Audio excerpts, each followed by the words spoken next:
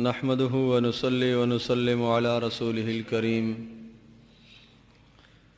اما بعد فاعوذ بالله من الشيطان الرجيم بسم الله الرحمن الرحيم والذين لا يدعون مع الله إلها آخر ولا يقتلون النفس التي حرم الله إلا بالحق ولا يزنون ومن يفعل ذلك يلقى أثاما يضاعف له العذاب يوم القيامة ويخلد فيه مهانا صدق اللہ مولانا العظیم۔ سورۃ الفرقان کی ان آیات مقدسہ میں اللہ تبارک و تعالی نے اپنے خاص بندوں کی چند صفات کو ذکر فرمایا۔ ان صفات میں اللہ تبارک و تعالی نے کچھ اعمال تو وہ بتائے کہ میرے خاص بندے وہ ہیں جو یہ اعمال کرتے ہیں۔ مثلا پہلا عمل تو یہ بتایا کہ میرے خاص بندے وہ ہیں جو انتہائی تواضع اور عاجزی کے ساتھ چلتے ہیں۔ دوسرا عمل یہ بتایا کہ میرے خاص بندے وہ ہیں کہ جب ان سے کوئی جاہل آدمی بلا وجہ بحث مباحثہ کرتا ہے تو بحث میں الجھتے نہیں ہیں، سلامتی کے ساتھ جواب دیتے ہیں۔ اسی طرح سے تیسرا وصف اور خوبی یہ ذکر فرمائی کہ جب وہ خرچ کرتے ہیں تو انتہائی اعتدال سے خرچ کرتے ہیں، نہ تو بخل کرتے ہیں نہ اسراف کرتے ہیں۔ چند چیزیں اللہ تبارک تعالی نے یہ ذکر فرمائی کہ میرے خاص بندے وہ ہیں کہ جو یہ اعمال کرتے ہیں، اور چند گناہ بھی اللہ پاک نے گنوائے کہ میرے خاص بندے وہ ہیں کہ جو ان گناہوں سے اپنے آپ کو بچاتے ہیں۔ مثلا ایک گناہ تو یہ ذکر فرمایا والذین لا يدعون مع اللہ الہا آخر، کہ اللہ کے ساتھ کسی اور کو شریک نہیں ٹھہراتے۔ دوسرا گناہ یہ ذکر فرمایا ولا يقتلون النفس التي حرم اللہ الا بالحق، ناحق کسی کو قتل نہیں کرتے۔ تیسرا گناہ یہ ذکر فرمایا ولا یزنون، زنا کے قریب نہیں جاتے۔ شرک کرنا، قتل کرنا، زنا کرنا، یہ تین گناہ ذکر فرمائے۔ اب اگلی بات جو مجھے آپ سے کرنی ہے، علامہ ابن قیم رحمۃ اللہ علیہ نے کتاب الفوائد میں یہ لکھا ہے کہ یہ تین گناہوں کی بنیادیں ہیں۔ اگر آدمی ان تین گناہوں میں پڑ جاتا ہے تو وہ دنیا کا ہر گناہ کر بیٹھتا ہے، اور اگر اپنے آپ کو ان تین بنیادی گناہوں سے بچا لیتا ہے تو بہت بڑے بڑے گناہوں سے بچ جاتا ہے۔ فرمایا یہ جو تین بنیادی گناہ ہیں، ان تین بنیادی گناہوں کے بھی تین اسباب ہیں۔ اگر ان تین اسباب کو آدمی سوچے اور ان اسباب کو ہی اپنے قریب نہ آنے دے تو انشاءاللہ ان تین گناہوں سے بچ جائے گا۔ جب ان تین گناہوں سے بچ جائے گا تو پھر بڑے بڑے گناہوں سے بچنا اس کے لیے آسان ہو جائے گا۔ پہلا جو گناہ شرک ہے، فرمایا شرک کا سب سے بڑا سبب کیا ہے؟ وہ ہے تعلق القلب بغیر اللہ، اپنے دل کو غیر اللہ کے ساتھ جوڑنا، یہ شرک کا سبب ہے۔ اس کا معنی اور مطلب یہ ہوا کہ جس طرح سے اللہ تبارک تعالیٰ کی اطاعت اور فرمانبرداری کی جاتی ہے، اس طرح سے کسی اور کی اطاعت کرتا ہے تو یہ شرک کہلاتا ہے۔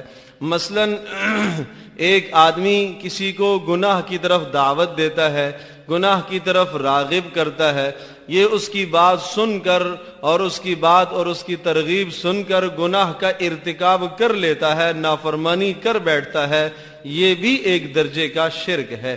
اس لیے کہ اس غیر کی محبت اس کے دل میں اتنی بیٹھی ہوئی ہے کہ اس کی ناجائز بات کو بھی ٹھکرانا گوارا نہیں کرتا، تو یہ شرک کی ایک قسم ہے۔ اسی طرح سے اگر کوئی آدمی کسی کو کسی بھی نافرمانی کی دعوت دیتا ہے، عرض کر رہا ہوں، تو اس نافرمانی کی دعوت کو اگر آدمی اختیار کر لیتا ہے چونکہ یہ تعظیم اتنی اس کو اللہ کی کرنی چاہیے تھی، اس غیر کی ہر الٹی اور سیدھی بات کو یہ تسلیم کرتا ہے، اتنی تعظیم اتنی اطاعت تو اللہ اور اس کے رسول کی ہونی چاہیے تھی، لیکن یہ جب غیر کی اطاعت کرتا ہے تو اس نے اپنے دل کو غیر کے ساتھ جوڑا ہوا ہے۔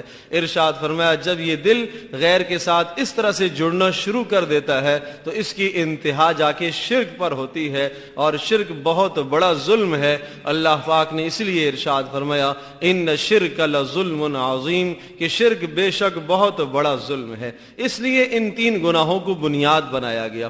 دوسرا ارشاد فرمایا کہ دوسرا جو گناہ ہے وہ قتل کرنا، یہ بھی بڑا گناہ ہے۔ اس گناہ کا سبب بھی غضب اور غصہ ہے۔ اگر انسان شروع سے غضب اور غصے پر قابو پا لے، یہ آغاز کہاں سے ہوتا ہے کہ جب انسان کو کسی پر غصہ آتا ہے، سامنے والے پر غصہ آیا تو آدمی اگر غصے کو دباتا نہیں ہے، غصے میں اشتعالی کیفیت میں آدمی زبان چلانا شروع کرتا ہے، پھر بھی اگر انسان کو بس نہیں ہوتی، سکون نہیں آتا تو آدمی ہاتھ چلانا شروع کر دیتا ہے، اور ہاتھ چلانے سے بھی جب بس نہیں ہوتی اور سکون نہیں آتا اس بندے کو تو پھر سامنے والے کو جان سے مارنے کے در پہ ہو جاتا ہے۔ اس غصے کی انتہا جا کے قتل پر ہوتی ہے، اس لیے ارشاد فرمایا کہ اس غصے کو انسان قابو کر لے، اس انسان غصے کو روک لے۔ اس لیے نبی پاک صلی اللہ علیہ وسلم نے غضب اور غصے کے متعلق ہمیں اس قدر تاکید فرمائی ہے اور ارشاد فرمایا کہ دیکھو اس غضب سے، اس غصے والی کیفیت سے اپنے آپ کو بچایا کرو۔ جب آپ کو غصہ آ جاتا ہے اس موقع پر فرمایا شیطان آپ کے ساتھ ایسے کھیل رہا ہوتا ہے جس طرح سے بچے بال کے ساتھ کھیل رہے ہوتے ہیں، اس طرح سے شیطان آدمی کے ساتھ کھیل رہا ہوتا ہے۔ فرمایا دیکھتے نہیں ہو جب آدمی کو غصہ آتا ہے اس کا چہرہ سرخ ہو جاتا ہے، دیکھتے نہیں ہو اس کے نتنے پھول جاتے ہیں، دیکھتے نہیں ہو اس کی رگیں پھول جاتی ہیں، دیکھتے نہیں ہو اس کی زبان پر نازیبہ کلمات آنے شروع ہو جاتے ہیں، یہ غصے کا اثر ہے۔ آنکھوں میں اثر آنا شروع ہو جاتا ہے، سرخ ہو جاتا ہے چہرہ، آنکھیں سرخ ہو جاتی ہیں، ہاتھوں میں اثرات آنے شروع ہو جاتے ہیں، ہاتھ حرکت کرنا شروع ہو جاتے ہیں۔ اسی طرح سے جسم کے ایک ایک عضو پر غصے کا اثر آتا ہے۔ کیوں؟ اس لیے حدیث میں ارشاد فرمایا کہ یہ غصہ شیطان کی طرف سے آتا ہے، اور یہ شیطان آپ کے جسم میں اس وقت گردش کر رہا ہوتا ہے، جس طرح سے جہاں جہاں خون پہنچتا ہے وہاں وہاں یہ شیطان پہنچے گا اور اپنے اثرات ڈالے گا۔ اس لیے ارشاد فرمایا کہ اس غصے کو، اپنے غصے کو قابو کیا کرو۔ غصہ آنا انسان کی فطرت ہے، لیکن بتایا اسے قابو کر لیا کرو۔ پھر آپ علیہ الصلوۃ والسلام نے یہ بھی بتایا کہ پہلوان اور مضبوط انسان وہ ہے جو اس غصے کو قابو کر لے، اس غصے کو روک لے، اور ارشاد فرمایا کہ جو سامنے والے کی غلطی ہو اور غصے میں کو قابو کر لے، اسے معاف کر لے، اللہ تبارک و تعالیٰ قیامت کے دن اسے معاف کر دیں گے۔ جب شدید اس کو ضرورت پڑے گی کہ آج اللہ پاک کا غصہ ٹھنڈا ہو جائے، تو جب یہ دنیا میں بندوں پر غصے کو ٹھنڈا کرتا رہے گا تو قیامت کے دن اللہ تبارک و تعالیٰ اس کے اوپر سے اپنا غصہ بھی ٹھنڈا فرمائیں گے۔ اس لیے علامہ ابن قیم رحمۃ اللہ نے لکھا ہے کہ یہ گناہ جو قتل کا گناہ ہے یہ اس صورت کے اندر پیدا ہوتا ہے کہ جب انسان کے اندر قوت غضب غالب آ جاتی ہے، غصے کی قوت غالب آ جاتی ہے۔